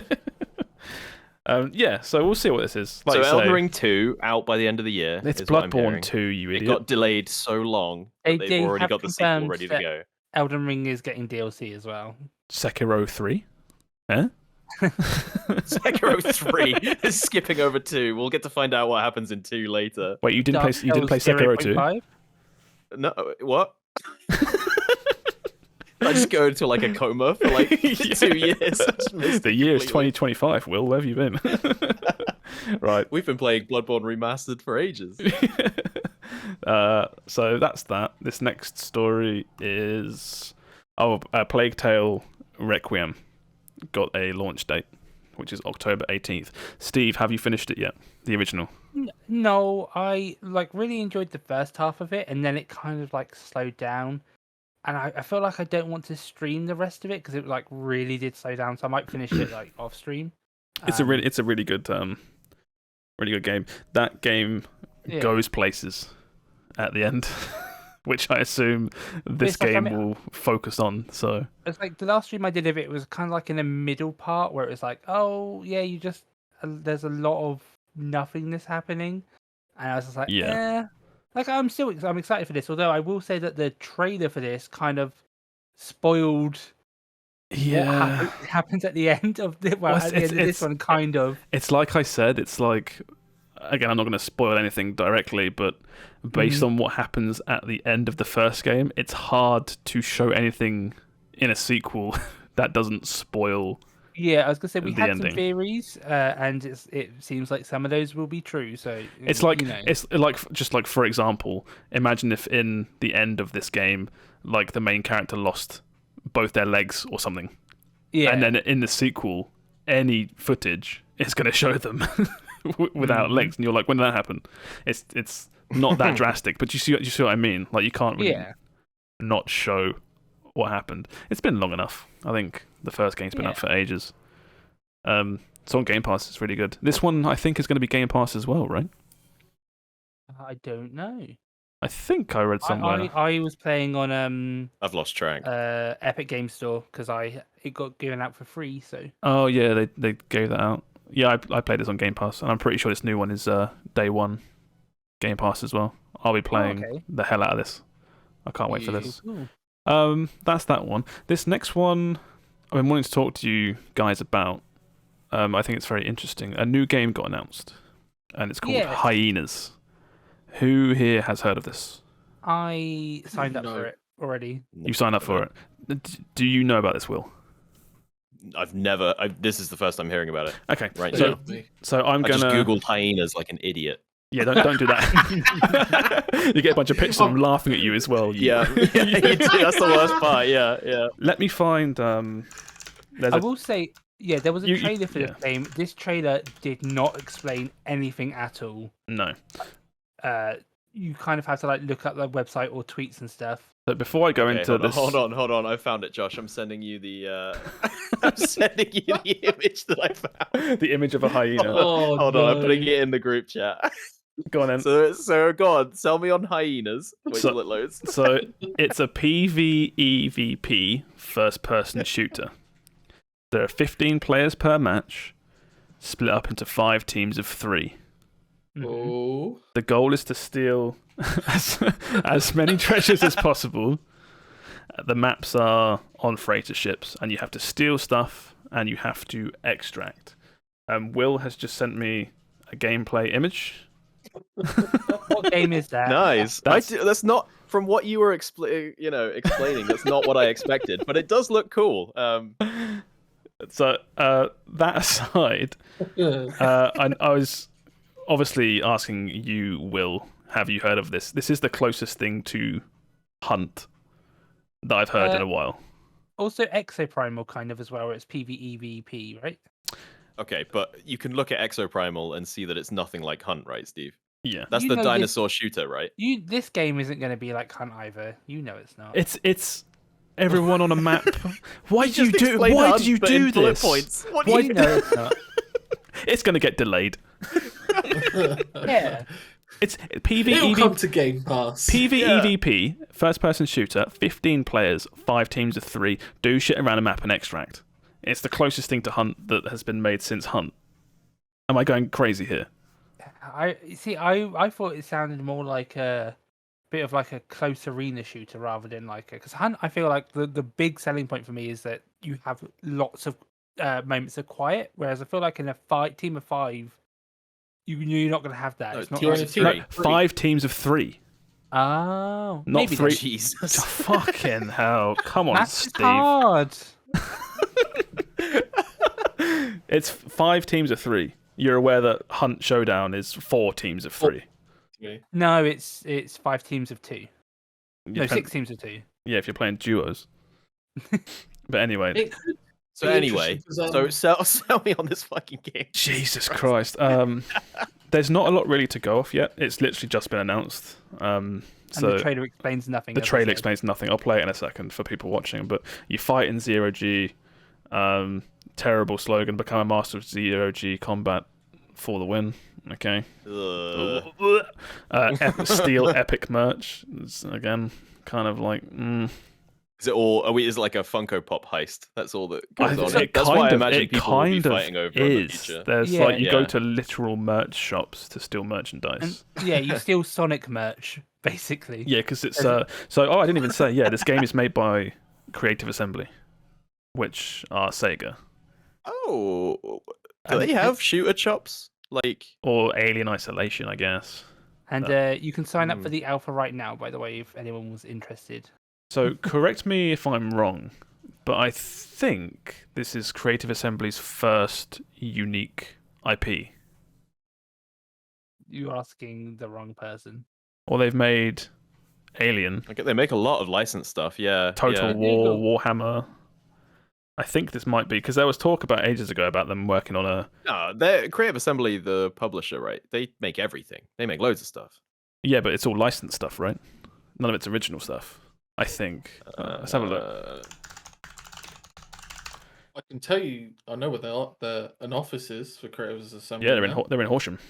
They are in Horsham. In England. Looks like they've mostly been doing the last few years the Total War series. They did Halo Wars 2. Alien Isolation, as you said. Yeah, that's where I know them from. I guess if you count like actual history as licensed products. Oh, it's like it's not licensed. They made Rome Total War, which it's not I don't licensed. Know who you go to get Rome the license. It's not original, right? I think it's. I see what you mean. Yeah. They didn't invent Rome. This seems to be, as you said, since Stormrise in 2009. There you go. The hell is Stormrise? It was a really bad RTS, I think. RTS. Yeah.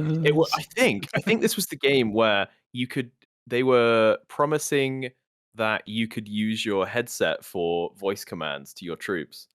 Oh my god! No. That was a Tom Clancy game. Oh, was it? Oh, yes, you're right. That was like Doomsday. I remember Tom Clancy's End War. End War. That was it. Oh my god! Why? I've just like forgotten a loved one's name or something to keep the to keep the End War memory alive. To keep the End War knowledge alive. Oh my god! It's real. But you can't forget Marjorie. I can't believe it's real. I'm so sorry, Nan. I've forgotten your name. Forgotten the name of my first love, but now I remember Tom Clancy's End God, what was my childhood's cat called again? Who cares? End War, baby. Yeah. Wow. So Hyenas. End War, and now they're making Hyenas. Yeah. Oh, the trailer ended while we were on another tab. Oh well. Also, such is life. Damn name for a game as well. Oh, I like it. I think it's a cool name. How it does, from what we've seen in the trailer and what we've heard of it, like how does it fit at all? Here's the thing, though. Hyenas, they're scavengers. Hyenas are scavengers. Full of Vulture then. No, because they fly. No, I'm not doing this. Vulture is something else. But they have 0G in this game. They have 0G sections where you can fly about. So yeah, put a hyena. Taken. Put a hyena in 0G. Google vultures, and now I feel even more stupid. No, don't you know that hyenas sink to the ground in 0G? Yeah, too heavy. Wait, hang on. It's nice that it's not like something : something. Yeah. You know what I mean? Yeah, it's just something quick, snappy. Hyenas #fight for loot _ Yeah. Hyenas : 0G. That's it. I want to see in the comments. I want to see in the comments people's hyenas : blank. What would be the best subtitle for hyenas? And please don't post a picture of a hyenas : please. Yeah, I don't even know how you would get that. You're weird shit coming out your mouth today, Steve. I don't know. Oh no, it's normal. It's normal. I think it's a cool name. It's like Will said, hyenas are scavengers. I assume they travel in packs of 3, probably 5 sets of 3. Yeah, I like it. Hyenas, all caps, no colon. That's a bold title. I'm into that. I just fucking Googled it again. I'm such the only hyenas I know of though are the Lion King ones. Got the only hyenas you hang out with. Yeah. Right, in Lion King, when they have the hyenas, don't they normally only show the 3 hyenas? They're in teams of 3. They're in teams of 3. Yeah. Oh shit! Lion King crossover. But then that makes no sense because this is teams of 5. Oh yeah, you're right. So good job, Creative Assembly. I thought it was one team of 15. Oh, I don't. Who knows? There's literally no way of knowing. Next story: Heroes of Newerth is dead. Rip. Which one's that? Oh, Heroes of Newerth. Oh yeah, that was the OG, not LOL, not Dota, the other one. Was it not dead? Exactly. Yeah. People went and played this on its last day, and I was like, "Why is Hon got so many players?" And I was like, "Oh, I see." It's people being like, "Oh my god, it's such a good game," and everyone played it and was like, "Oh my god, there's a reason we don't play this game." Yeah. There was a period of time where the question was, do you play LOL, Dota, or Hon? Hon. Yeah. And that was a legit question that you could be asked. Well, and one thing I've always heard is how toxic League players can be. You know how toxic Dota players can be. I heard Hon was much worse. No, everyone always says that though. There was like, this community is toxic, but if you've ever played with this community, they're much worse. Yeah, but I've just always heard because Hon, it's like people who play Hon because it's such a small game. Well, the smallest out of the 3. It's people know Hon because they're playing it, and then so if anyone new comes in, it's like you don't know what to do. You're getting, Well, the reality is people saying, "Oh, League of Legends is the most toxic. Oh, Heroes of Newerth is the most toxic. Oh, Dota is the most toxic." They're actually all fucking awful. They're all right. They're all terrible. They're all correct. Yeah. It's like there's not a case of which one's more toxic than the other. They're all horrible. If you play with randoms, if you play with friends, you can always have a fun time with. I had some pretty toxic friends back in the day. You shut your mouth. You will speak when spoken to. No, it's like I had the same reaction to this story that you just had, which it was still running. Like I just assumed that it just died naturally like 6 years ago or something. One day you go to play it and there's not enough players online to build a lobby, so it's like it says shut down after 12 years, right? And I'm like, wow, 12 years, that's quite a long time. Yeah. But at the same time, so just want to I saw a news article, well, not a news article, sorry, a post on Twitter linking to a news article showing the release of Pokken, the Pokemon fighter, right? Yeah. And it was like, damn, look at those animations. This game came out 7 years ago, and I was like, this game did not come out 7 years ago. It is brand new. It's been out 2 years at most. I'm there like 12 years ago. Time makes no sense anymore. Time makes no sense. Also, Pokken kind of dead. They've removed it from the World There's no Championships. kinder about it. Well, no, but it's the first Pokemon game that was in it. Like they had their own Pokemon World Championship for it, and now they're like this year they're like, oh, it's the final year. It's not going to be in the world. It's like they're killing that off. So I feel like Pokken is just an entryway to like something like Tekken, right? Anyone that really gets into Pokken moves on and plays other better fighting games. Like someone that loves Pokemon is not going to keep playing Pokken because they love Pokemon. You know what I mean? Yeah. Same. So same with fucking Unite, right? Oh yeah. Pretty sure that game's fucking dead. But... Or Laura is playing Pokemon Unite behind me right now. That's still got the World Championships. They're still like pumping content out for that game. Like it's got a dedicated player base. I'm pretty sure it has a very low player base. Well, yeah, but it's a mobile game as well, so it's going to have some. It's going to have more players than Pokken, for example. Yeah, it's got more than one player. That's the true death of a game. It's a 1v1 fighting game, and you can't find a single opponent because there aren't any. But yeah, Heroes of Newerth is dead. Rip. Rest in peace. Said no one. Move on. Fall Guys came out this week. I say we all played it. Most of us played it. We didn't get you hit, Sam. I want to play more of it. Well, yeah, I was watching. Well, it is so much fun. Came out free to play because it didn't come out this week. It's been out for. As far as I'm concerned, it never existed before Tuesday. Game. Then why is it season 1, Steve? Because they ran Checkmate. out 2 and 3. But yeah, Fall Guys is free to play. Came out. It's doing very, very well. Apparently, you can see from this tweet here, 20 million players in the first 48 hours. That's probably why the servers didn't work. If I had to guess, yeah. Because that game was broken day one. Free to play, and it's on every platform, and it's cross play also. It's on every platform, but not on PC. So it's only on Epic Game Store. You cannot play it on Steam. Oh yeah. I meant console. Yeah.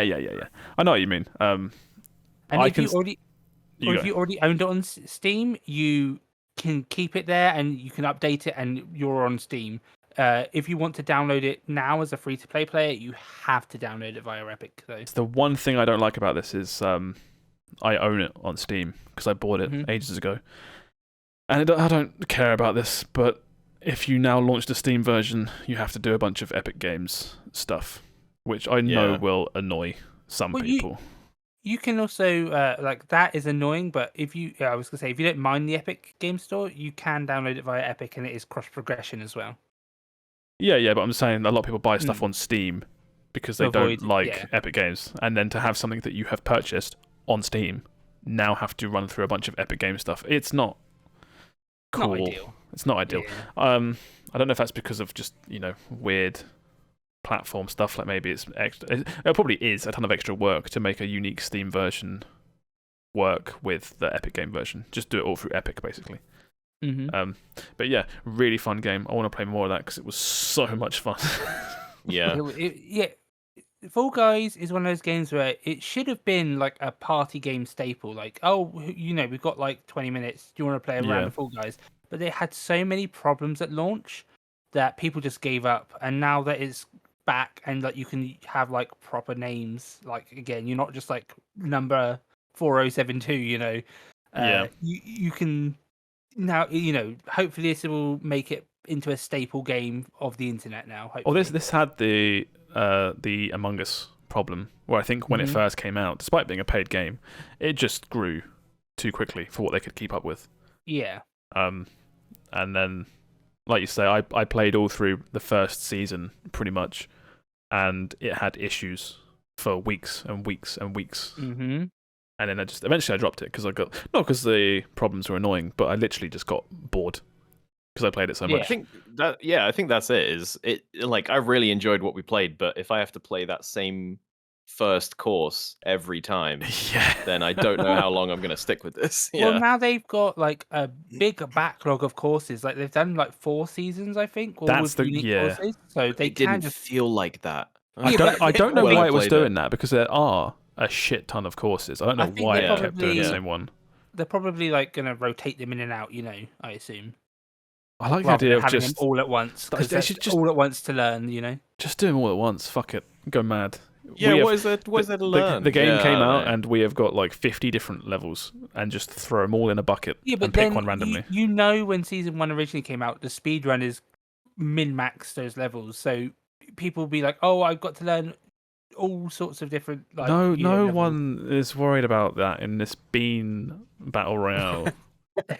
You can, if you really play it a lot, you can get into that, and you can be like, "Oh, I want to go like optimal routes." Someone playing this for the first time isn't concerned about the most optimal route to win. They're concerned about just pushing through all the scum at the back of the race. You got to get out of the plebs. You got to get out of the plebs to try and win. I don't know. I agree with Will. I don't know if it was really bad RNG on map selection, but I know for a fact this game has tons of levels now, and we just weren't seeing them for some reason. They were good. It was good fun. I really enjoyed it, but I was like, we did the same. It felt like every time we did it, we would get one new course and then like 4 repeats just every time. Yeah, I saw you guys do hexagon or whatever it's called, and I was just there like, oh, they've lost. I was like, no offense, lads, but no one wins hexagon. That was bullshit. Yeah, and it was such a cool moment when Josh was versus another Bean. Oh yeah, and they stalemated until the timer ran out. But then because I think the Will survived a bit longer than the other person's teammate, we came first and had that victory, and it felt so good. I assume it made him or them win as well, because otherwise it feels a bit of... Imagine if you time out and then you lose because of, overall rank. I don't know. Yeah, no, it definitely was a draw or something. Yeah, there is no post-game summary screen, so it could have been that we both won. Maybe, yeah. I had after that victory, I was concentrating for so long, I actually had a massive headache for like an hour.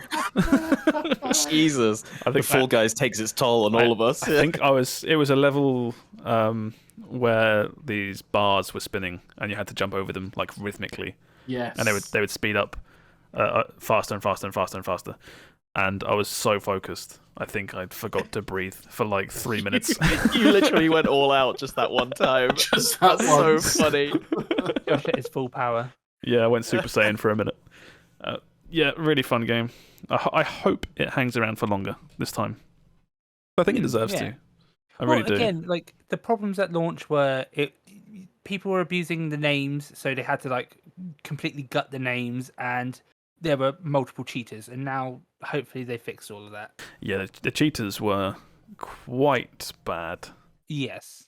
You wouldn't get tons of them, but all it took was one. All it takes is one. You start a game, and then one guy speeds off really fast, and it's like, well, I'm not even going to carry this on because that guy is going to win the whole thing. I literally do not stand a chance. Because a lot of the final races the final levels can be a race to the end. And if a guy is just going max speed, it's like, what's the point? Yeah. But we'll move on from this. Last story, as is tradition, Steve posted this so he can... Oh, this is juicy drama. You can read this. Steve. Okay. So a little while ago, I think we might have talked about it on the podcast, but Bungie, a lot of Bungie games were getting DMCA'd. Yes, yeah. Well, a lot of Bungie stuff on YouTube, sorry, like content creators were getting DMCA'd, and they thought it was Bungie, and Bungie was like, no, it's not, and we're gonna find people, we're gonna find out who's doing this, and we're gonna sue them. And they put like a lot, and they also called out YouTube for like their DMCA practices. And turns out it was a Bungie content creator who was doing this. It was some guy who uploaded like Destiny 2 music, and his videos got claimed, and his channel got like by Bungie. Yeah. Originally, they were claiming his because he was just uploading their music. Yeah. So they claimed it. Right. Okay. And then he, in retaliation, then was like DMCAing everyone's videos who related to Bungie, because he was even bragging about it on like a public Discord, being like, "Oh yeah, it's so easy. It would be so easy to just claim everyone and pretend you're Bungie because the copyright system is so bad." And he even like, I think he made like a new YouTube account and he DMCA'd himself to kind of like cover his tracks. Yeah, so joining the complaining. So I read this. So he basically, after all his channel got like DMCA'd and then ultimately deleted because he was just uploading Bungie music, he made like a new fake account with like an official email that sounded all official, and basically did an Uno reverse card, and just pretended to be really important, and started claiming a bunch of shit, saying he was, he owned the music. Yeah. I mean, it's awful. It is awful because a lot of people, their lives depend on. Absolutely, yeah. Their hopefully, Bungie are about to hit this man with the plus 52. They are. Yeah. Yeah, he's getting sued for $7 million, I believe. It was the number $7.6 million in damages. Yeah. Bungie cited that that money is a combination of attorney fees and damage to Bungie's reputation. Because again, all these content creators were like, why the fuck is Bungie claiming our videos? And Bungie's like, no, it's not us. We don't know who's doing this. Yeah, and then if you think about it even more, like if their videos were getting copyrighted, they're not going to upload Destiny 2 videos because they're going to get copyrighted. Yeah. So that's less advertising for the game. So that is a lot of damage. Yeah. And there was reputational damage is a big thing. It is a big thing. Yeah. There was other stuff as well about because of he linked a bunch of accounts to this account he was DMCAing on. People dug around, and he was also a cheater on Destiny 2, obviously. Jesus Christ! So what an idiot! Jesus, it's crazy. It's just I feel like this will probably be the last thing you'll hear about this story. But yeah, it's all come back around. I'm glad that they have gone out and been like, we're actually gonna figure out taking what this the seriously. bloody hell is going on. Yeah.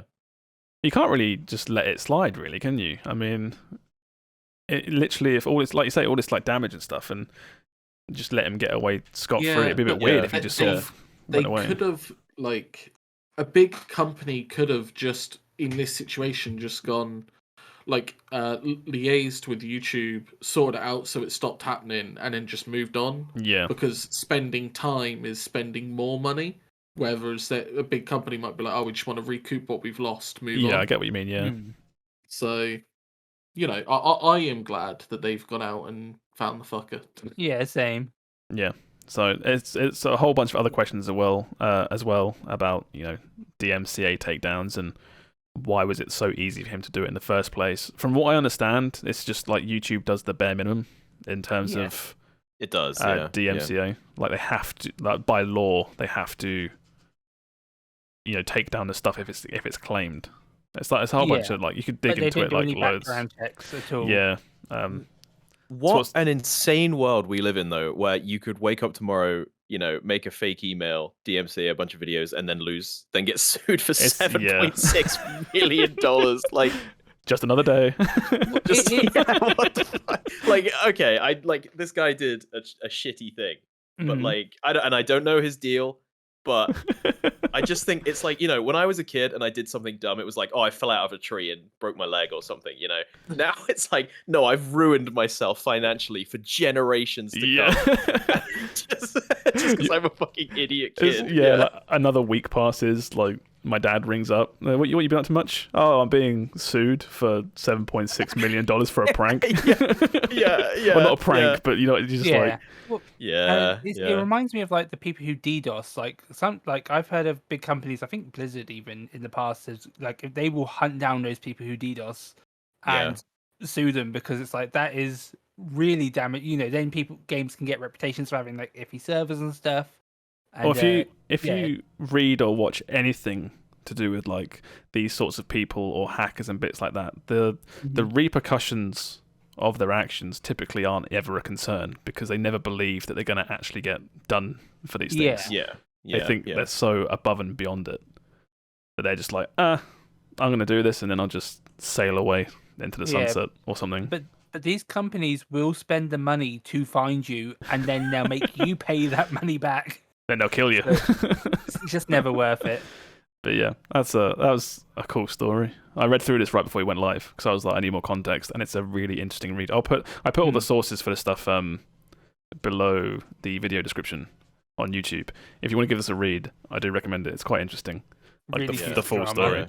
But that's everything for the week. Do you have any upcoming games, Steve?